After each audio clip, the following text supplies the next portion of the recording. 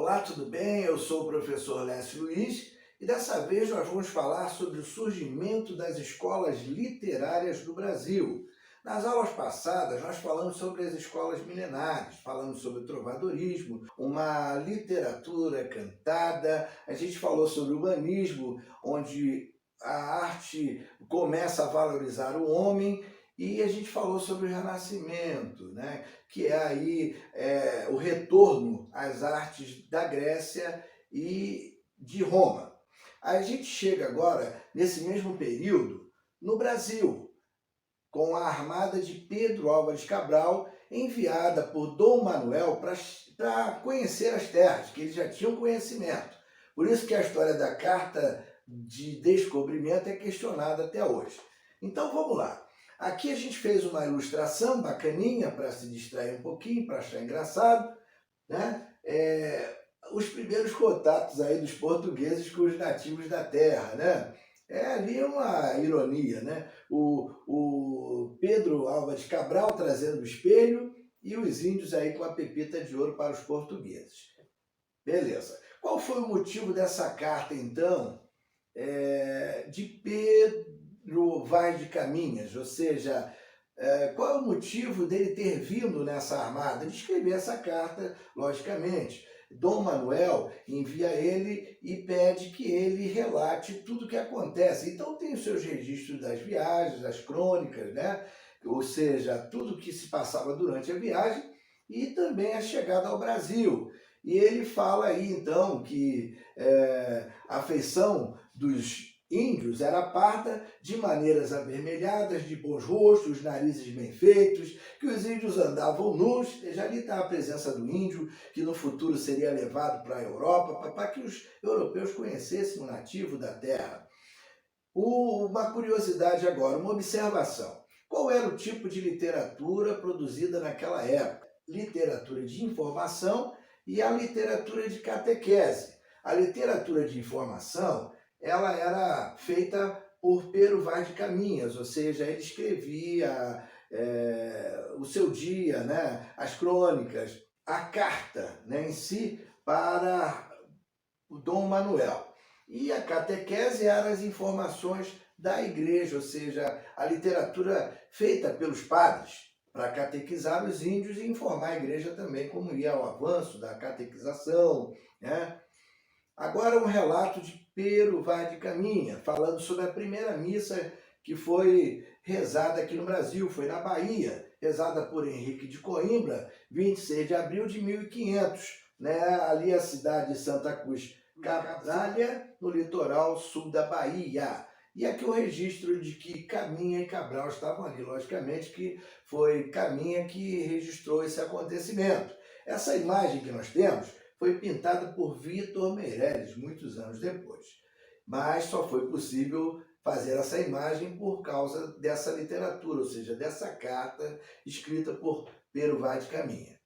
Vamos ler mais um fragmento dessa carta escrita por ele?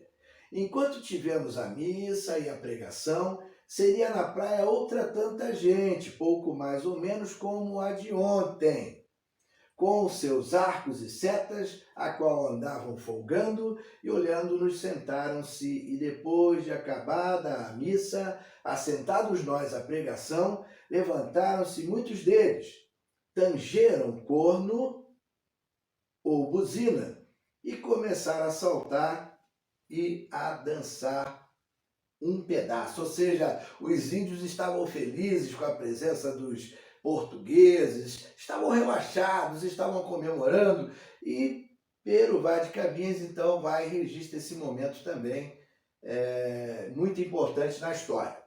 Principais autores dessa época, eu separei três, né? Padre Manuel da Nóbrega, Padre José de Anchieta e Pero Vaz de Caminha. Pero Vaz de Caminha escreve a carta.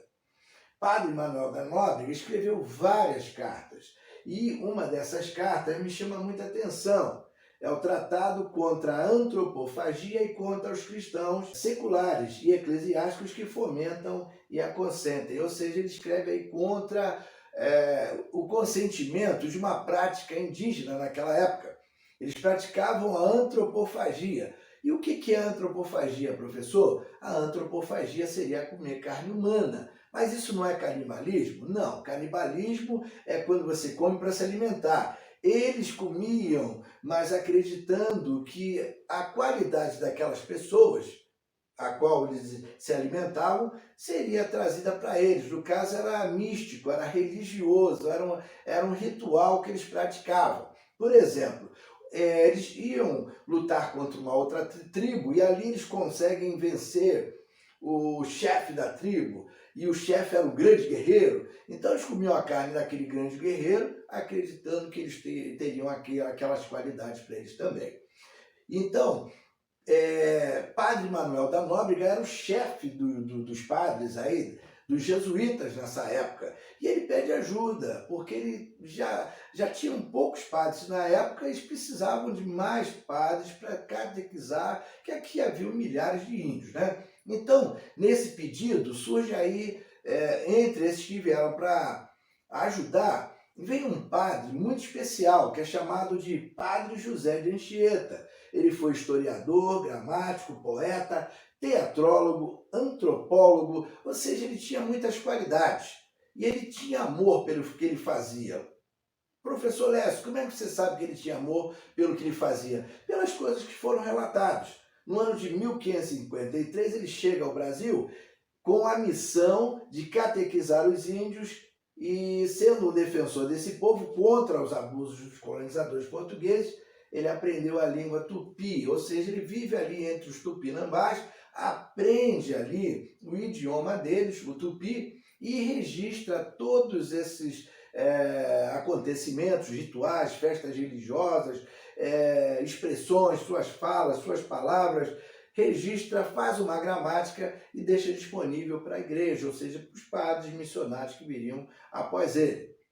Ele vive 43 anos entre os índios e funda igrejas, funda escolas e funda cidades. Ou seja, ele deixa aí um grande legado para o povo brasileiro. Agora, uma curiosidade sobre a carta. Essa carta ela ficou escondida durante 300 anos, ou seja, esquecida, né? Lá no acervo da coroa real. Quando eles fogem para o Brasil, porque haviam as guerras na Europa, a família real vem para o Brasil e traz entre os seus livros, aí, seu acervo, a carta. E ela é descoberta aí por Aires de Casal, um padre também historiador, e ele resolve aí publicar um livro e dar publicidade aí a essa carta. Então a carta ganha notoriedade no ano de 1817, deixando aí para nós aí essa herança do quientismo que é essa literatura. Então a gente vai chegando aí ao final da nossa brincadeira, mas finalizando aí com uma questão para você resolver. O quientismo é uma manifestação literária que teve início no século XVI no Brasil e reuniu diversos textos de caráter. É para você completar agora qual era o caráter desses textos, ou seja, qual era o tipo de literatura que era feita nessa época, escrita nessa época. Vamos ver aqui? A letra A diz o seguinte: amoroso, religioso e pedagógico. Letra B, pedagógico, religioso e informativo. Letra C, informativo, religioso e amoroso. Letra D, nacionalista, religioso e místico. E a letra E, místico, nacionalista e amoroso. Qual dessas você acha que tem tudo a ver com a literatura do quientismo?